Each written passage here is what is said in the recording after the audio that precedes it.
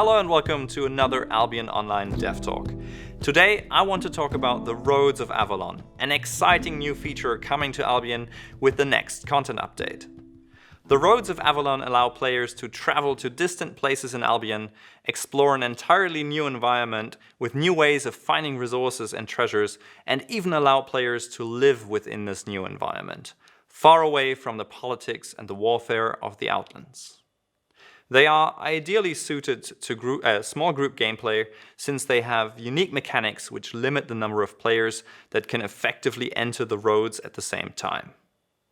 As you can see, we have a lot to talk about with this feature, which is why we've split this topic into multiple videos.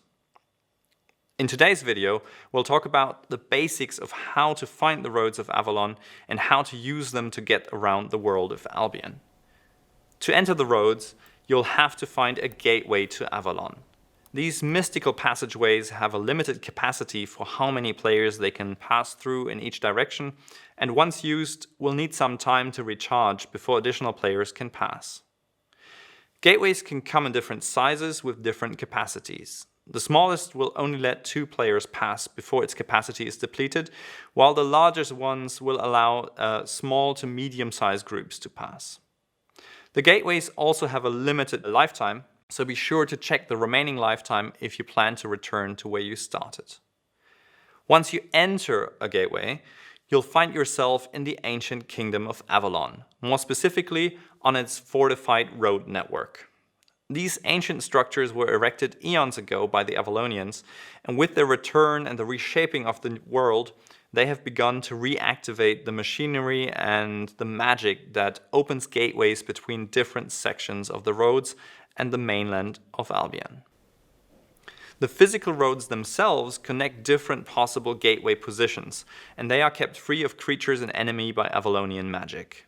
In fact, you can use the power imbued in the roads to speed you along as you're traveling to your next gateway position.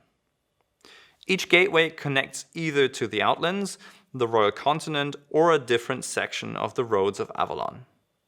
As you're exploring, you're sure to find exciting shortcuts through the world of Albion, which you can use to transport, to trade, to outmaneuver your enemies, or to simply access resources and dungeons far away from your starting position.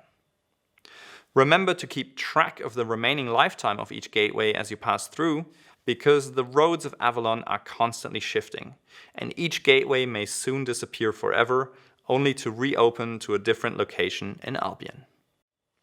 This concludes our first look and introduction to the Roads of Avalon. Join us again for the next Dev Talk, where we'll talk about what happens when you leave the roads themselves and venture into the wilderness beyond.